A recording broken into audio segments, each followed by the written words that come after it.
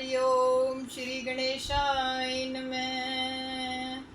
बोल श्री कृष्ण भगवान की जय। ओम नमो भगवते वासुदेवाय। ओम नमो भगवते वासुदेवाय। ओम नमो भगवते वासुदेवाय। बोल श्री कृष्ण भगवान की जय। बोल श्री सुखदेव जी भगवान की जय। श्रीमद् भागवत महापुराण तीसरा स्कंद 14वां अध्याय। द्वारपाल जय विजय ने विष्णु लोक से आए कश्यप से दीति में लिया जन्म सुनो चितलाए। मुनि सुखदेव जी कहने लगे, हे राजा परीक्षित, जब विदुर जी ने महर्षि मैत्रेय जी से भगवान के 12 अवतार की कलमशों को धोने वाली पवित्र कथा सुनी, तब उनके चित्त में एक संदेह प्रकट हुआ। उसके निवारण करने के लिए मैत्रेय जी बोले, हे मुनि, उस हिरण्याक्ष दैत्य का संहार करने के लिए भगवान विष्णु ने स्वयं 12 अवतार क्यों धारण किया? वे 12 रूप जन्म ना लेकर वहीं से किसी अपनी शक्ति द्वारा उस दैत्य को क्यों नहीं मार सकते थे? फिर उनका ऐसे रूप धारण करने से क्या लाभ, मुझे बताइए। विदुर जी की ऐसी बातें सुनकर महर्षि मैत्रेय जी मंद मंद हंसते हुए उनके प्रश्न का यथोचित उत्तर देने लगे। हे विदुर, तुम्हारा यह प्रश्न करना सर्वथा उचित ही है। सुनो, दैत्य हिरण्याक्ष तथा हिरण्यकशिपु ये दोनों ही सहोदर भाई पूर्व जन्म में वैकुंठ लोक में जय विजय नामक द्वारपाल चौकीदार थे। वैकुंठ लोक में भगवान विष्णु का निवास स्थल है, अतः अपने इन दोनों पार्षदों पर उनकी परम कृपा थी। अब इनके दैत्य रूप होने की इतिहासमय प्राचीन कथा को मैं विस्तार पूर्वक आदि से लेकर अंत तक तुम्हें सुनाता हूँ, सो तुम ध्यान पूर्वक सुनो। हे विदुर, श्री मरीचि के पुत्र कश्यप परमेश्वर के परम भक्त थे। उनकी अत्यंत प्यारी 2 पत्नियां थीं। पहली बड़ी का नाम दिति तथा दूसरी छोटी का अदिति था। केवल ये दोनों स्त्रियां आपस में सौत होने के कारण एक दूसरी से शत्रुता किया करती थीं। कश्यप ऋषि उनके आपस के कलह को कभी शांत भी कर दिया करते थे और उन दोनों को सभी प्रकार से शिक्षा सही समझाया भी करते थे कि तुम्हारा आपस में ईर्ष्या द्वेष करना उचित नहीं। एक दिन की बात है कि प्रजापति दक्ष की कन्या दिति काम अग्नि से व्याकुल होती हुई अपनी देह की समस्त सुध बुध भूलकर जहाँ होमशाला में दैनिक होम आदि कर्म समाप्त करके भगवत ध्यान में लवलीन हुए उसके पति देव ऋषिवर कश्यप जी बैठे थे, वहाँ संध्या काल में ही उनके समीप पहुंच गई। रति की इच्छा वाली दिति ने वहां जाकर अपने पति कश्यप जी से कहा, प्राणेश्वर, इस समय कामदेव मुझ पर अपने तीक्ष्ण बाणों का प्रहार इस प्रकार कर रहा है जैसे कोई उन्मत्त गजेंद्र अपनी लंबी सूंड से नवीन कोमल कदली वृक्ष पर प्रहार करता हो। अपनी सौतों को संतान वाली एवं उसके पुत्रों को ऐश्वर्यवान देखकर मेरे चित्त में अधिक खेद होता है। अतः हे महाराज, आप इस समय मुझ पर दया कर एक ऐसा वीर पुत्र प्रकट कीजिए जिसको के कोई युद्ध में जीत ना सके। मैं आपकी शरण हूँ। हे प्रभु, पहले हमारे पिता दक्ष प्रजापति ने मेरी सब बहनों से पृथक इस प्रकार से पूछा कि हे पुत्रियों, तुम सब किसको अपना पति बनाना चाहती हो? तब पिता दक्ष ने हम 13 कन्याओं की आप में हार्दिक अभिलाषा देखकर तथा आपकी प्रकृति के अनुसार समझकर उनने हम सबों का विवाह विधि पूर्वक आपके ही साथ कर दिया। अतः हे कृपा सिंधु, हे कमल नेत्र, अब आप मेरी इस कामना को सफल कीजिए, क्योंकि आपका यह कर्तव्य है। मैत्रेय जी बोले, हे विदुर, दिति उस समय कामदेव के प्रचंड वेग में बह रही थी और अपने पति के चित्त को आकर्षण करने की इच्छा से उसने इस प्रकार अनेकानेक बातें की। तब ऋषि कश्यप उसको प्रिय शब्दों से समझाते हुए बोले, हे प्रिय, मैं तेरा कहा अवश्य करूँगा, क्योंकि स्त्रियां ही त्रैवर्ग अर्थात धर्म, अर्थ और काम को देने वाली होती हैं। ऐसी अपनी स्त्रियों की अभिलाषाएं कौन पुरुष पूर्ण ना करेगा। चारों आश्रमों में चारों आश्रमों में गृहस्थ आश्रम ही उत्तम माना गया है। कारण के इस आश्रम में कुटुंबवान अन्न आदि दान से अन्य दूसरे आश्रम धर्म वालों का पालन पोषण कर स्वयं भी भव सागर से पार हो सकता है। हे भामिनी, स्त्रियां अर्धांग कहलाती हैं और मनुष्य घर के समस्त कार्यभार को उसी के ऊपर छोड़कर स्वयं निश्चिंत होता हुआ विचरण करता है। हे प्रिय, इंद्रिय स्वरूप शत्रुओं को जीत लेना अत्यंत ही कठिन है, किंतु इसी गृहस्थ आश्रम में वह अपनी पत्नी का सहारा लेकर सुगमता से ही जीता जा सकता है तथा यज्ञ जप तप आदि सब स्त्री की संतुष्टता से ही फलीभूत होते हैं। जहाँ पर स्त्रियां प्रसन्न हुई रहती हैं वहाँ पर समस्त देवता रमण किया करते हैं। स्त्रियों के ऐसे उपकारों का बदला मनुष्य आजन्म पर्यंत नहीं चुका पाता।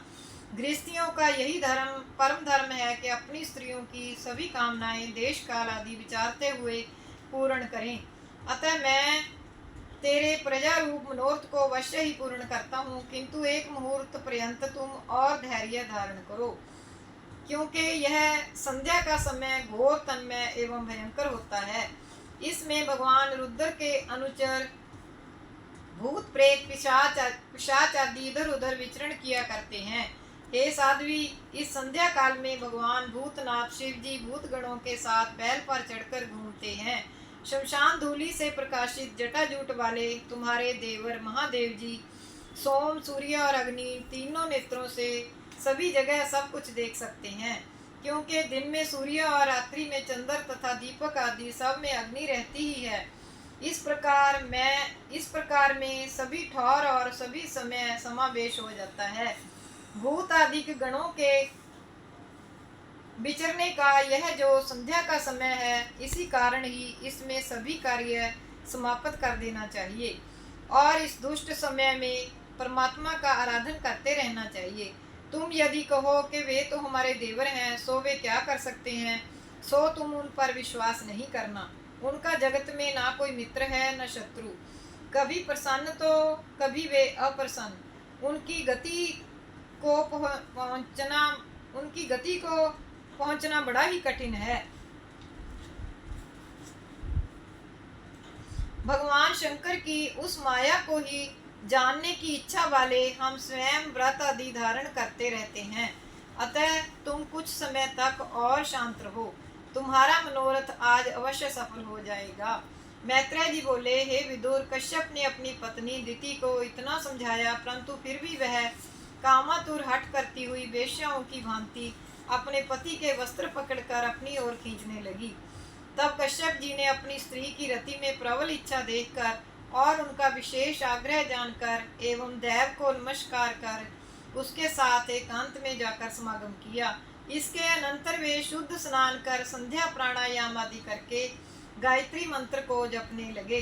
दिति उस कर्म से लज्जित होकर नीचे को मुख करती हुई पति से बोली, हे ब्राह्मण, मुझसे जो रुद्र भगवान का अपराध बन गया है, सो वे कहीं मेरे गर्भ को नष्ट ना कर दें, अतः मुझे गर्भ रक्षा का वरदान दीजिए। जिन रुद्र भगवान की मैं अपराधिनी हूँ, उन दंडधर उग्र स्वरूप रुद्र के लिए मेरा नमस्कार हो, वह महादेव हमारा कल्याण करें। मैत्रेय जी बोले, इस प्रकार दिति के वाक्य सुनकर संध्या नियम से निवृत्त होकर अपनी पत्नी दिति से कश्यप ऋषि बोले, हे भद्रे, मैंने तुमको एक मुहूर्त मात्र और रुकने के लिए बारंबार समझाया था, किंतु तुमने मेरी आज्ञा का उल्लंघन किया और अपनी ही हठ पूर्ण की।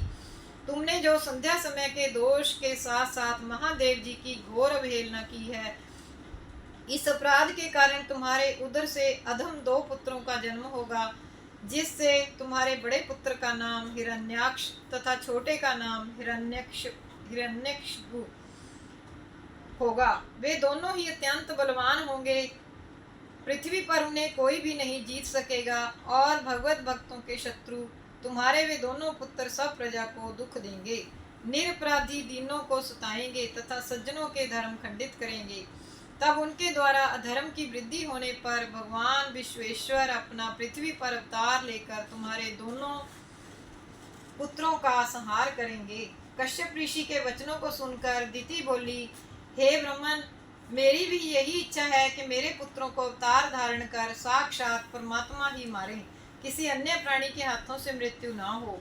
हे प्राणेश्वर, क्रुद्ध हुए ब्राह्मणों के शाप से मारे गए मनुष्य की नरक में भी गति नहीं होती।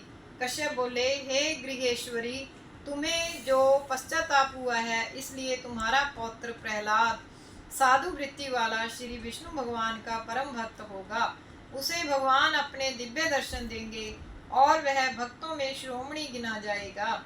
हे प्रिय, तुम्हारे ज्येष्ठ पुत्र हिरण्याक्ष को भगवान 12 अवतार धारण कर मारेंगे और कनिष्ठ पुत्र हिरण्यकशिपु को नरसिंह अवतार धारण कर मारेंगे।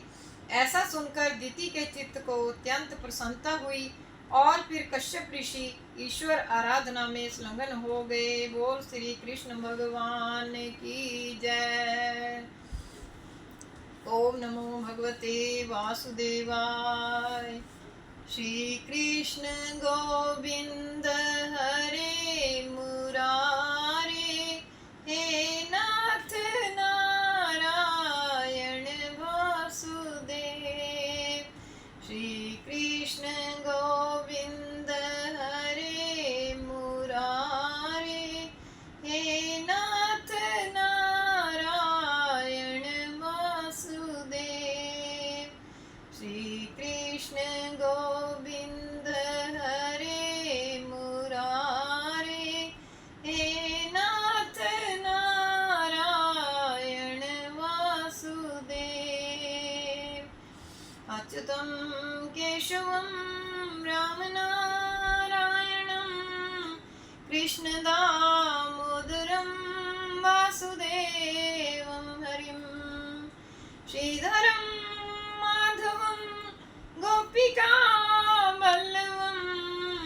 जानकी नायकं श्रीरामचन्द्रं भजे।